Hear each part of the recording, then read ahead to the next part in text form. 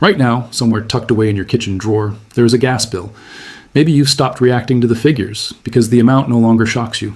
Perhaps you've simply accepted it, just as you've accepted every other instruction handed down without question.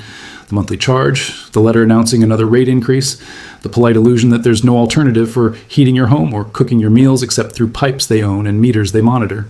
I want to reveal something to you. Just behind me, occupying 6 square feet at the edge of this property, sits a sealed drum built for $65. It has no moving components, consumes no electricity, emits no exhaust into the neighborhood air, yet each morning it generates enough gas to prepare every meal my family eats, breakfast, lunch, and dinner, entirely for free. And the fuel? Algae. Not firewood, not propane, not solar panels. Algae. The very green film you've been scraping off your stock tanks for decades and discarding without a second thought. The moment that stunned me was when I ran the numbers. Algae doubles its biomass every 24 hours under even modest sunlight. Give a single cord of algae culture a 5-gallon bucket of water and a window that receives 4 hours of sun, and within 1 week, it produces enough organic matter to feed a digester that completely replaces your cooking gas. 1 quart in 24 hours. No soil, no fertilizer, no seed catalog, no waiting for a growing season. This is not theory. It's not a hypothetical scenario from a university press release. It is sitting right here behind me on 6 square feet, operational since last March without missing a single day. The person who first grasped this in the modern era was not a tech entrepreneur from Silicon Valley. It was a 41-year-old Italian physicist named Alessandro Volta, standing by Lake Major in November of 1776, pulling decomposed reeds from the mud and noticing gas bubbling from the sediment below. He captured it in an inverted bottle, ignited it, and watched it burn. In his journal, he described this gas as aria infiammab nativa de paludi, the native inflammable air of the marshes. It burned cleanly, left no soot, and could be collected in any vessel that kept out water. Volta had discovered methane. He had stumbled upon the principle behind every modern biogas digester, and he did it in 1776, 250 years ago, armed with nothing more than glass and a candle. By the end of this discussion, I will provide the full blueprint for the $65 algae digester behind me. Every material, every measurement, every step in the correct sequence. I will also share a remarkable piece of history. A 1973 Senate subcommittee document entered into the congressional record on November 14th of that year, just 6 weeks after the OPEC oil embargo began. One paragraph, written by researchers at the University of California at Berkeley, outlines an algae-to-methane system capable of supplying all the cooking and heating needs of a rural household indefinitely, using a vessel no larger than a typical farm tank. This paragraph has rested in the National Archives for 50 years, and that is the insight I want to pass on. But first, you need to understand why this knowledge never reached the public. The suppression of algae biogas is not a theory. It is a documented chain of deliberate decisions made by specific people in particular rooms. Once you trace that sequence, your gas bill will never look the same again. Let's return to October of 1973, where this story truly begins. On October 17th, the Organization of Arab Petroleum Exporting Countries declared an oil embargo against the United States. Within 6 weeks, oil prices quadrupled. Gas stations ran dry. President Nixon appeared on national television, urging Americans to lower their thermostats to 68 degrees Fahrenheit, 20 degrees Celsius. The federal speed limit on highways was reduced to 55 miles per hour to conserve fuel.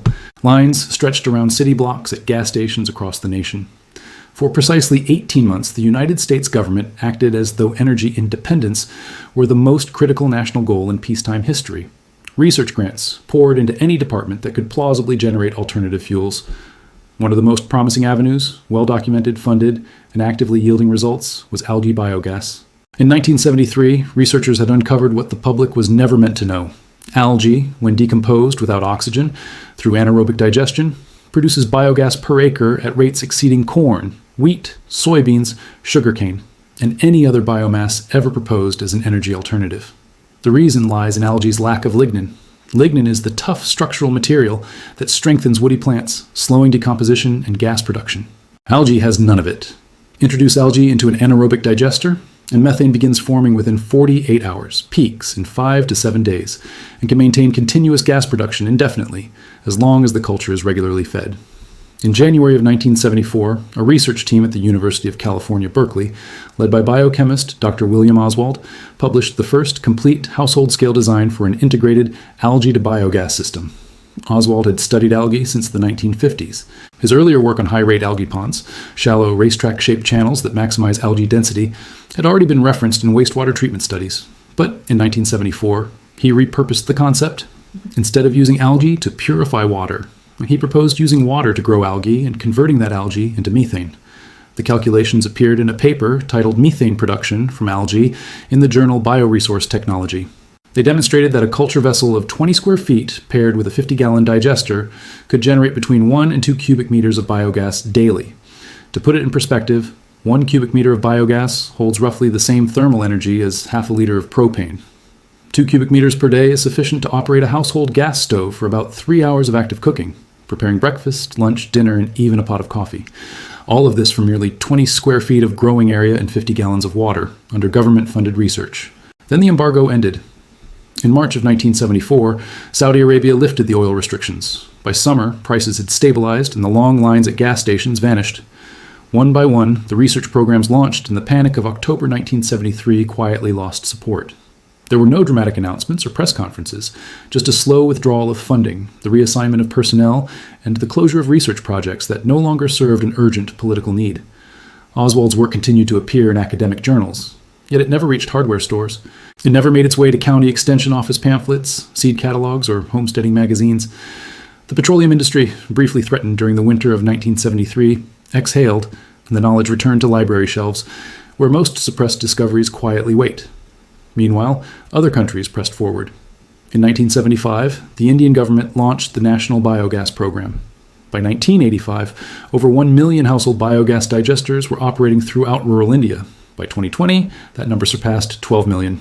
12 million families cooked meals, heated water, and lit homes using sealed drums in their backyards, paying no utility bills and relying solely on organic waste and algae slurry for fuel. The system worked. It was proven at scale, repeated continuously 12 million times over. In China, the Ministry of Agriculture also began a biogas initiative in the 1970s. By 2016, China had more than 41 million household biogas digesters. 41 million. More digesters than all the households in California, Texas, Florida, and New York combined. The Chinese government grasped what the American government briefly understood in October 1973 and then forgot. A family equipped with a biogas digester no longer needs a gas company. Take, for example, Roshani Devi, 62 years old, living outside Patna in the state of Bihar, India. She has not paid for cooking fuel since 1987.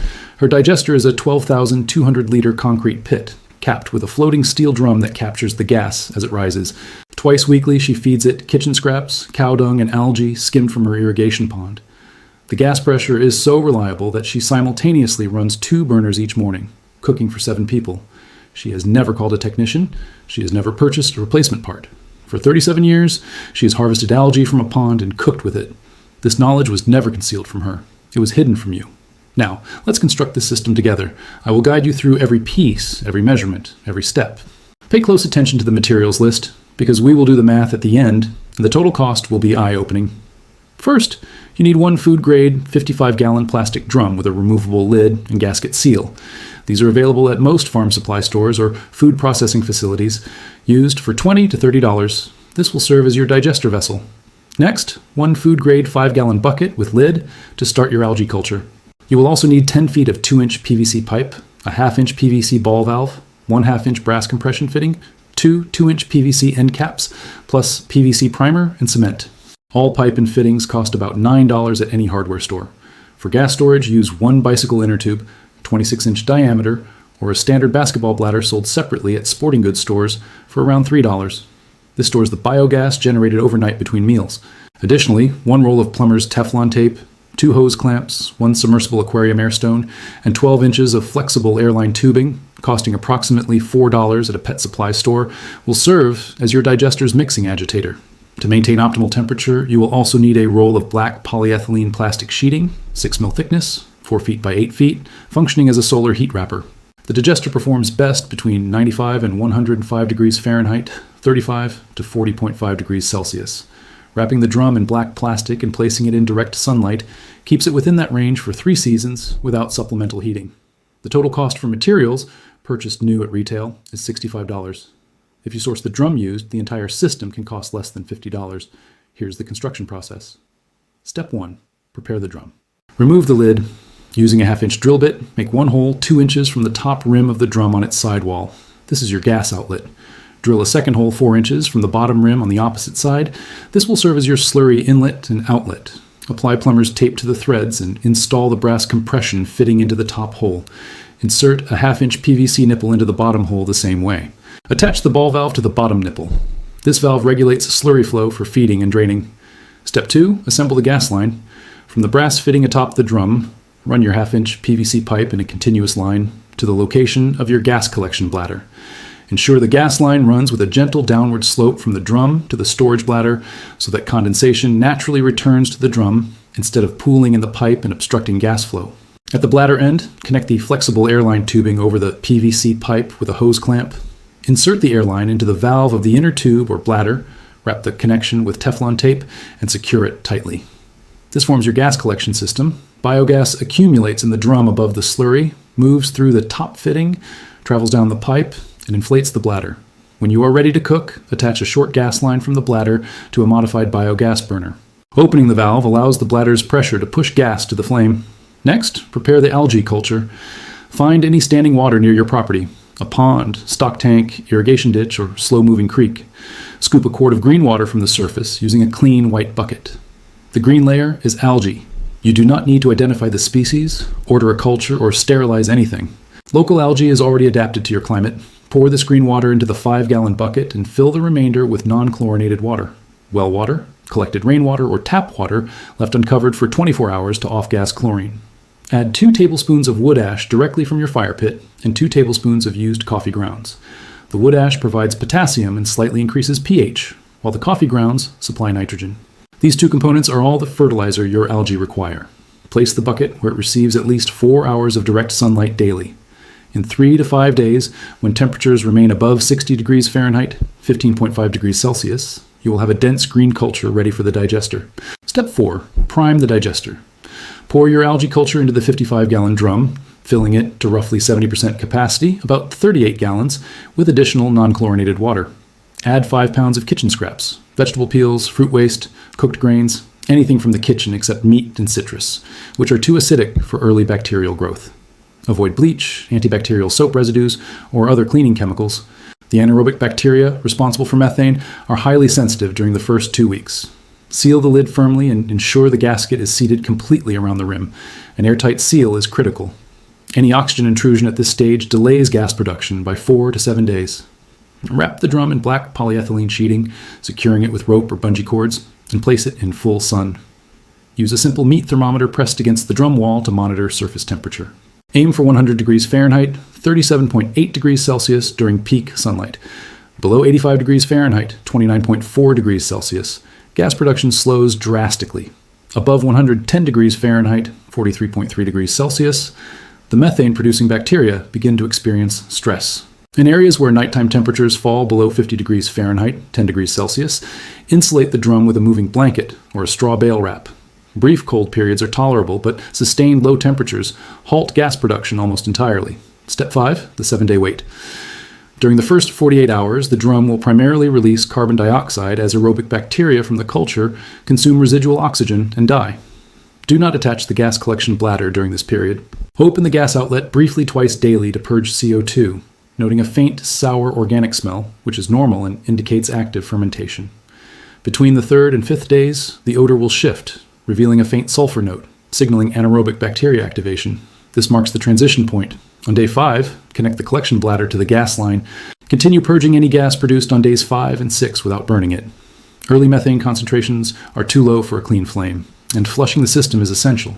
By day 7, the bladder will inflate noticeably overnight.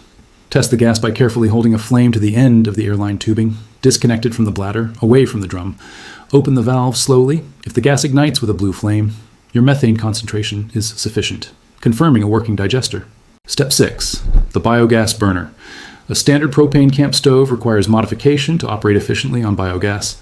The original orifice, sized for high-pressure propane, produces a weak yellow flame under the lower pressure of biogas.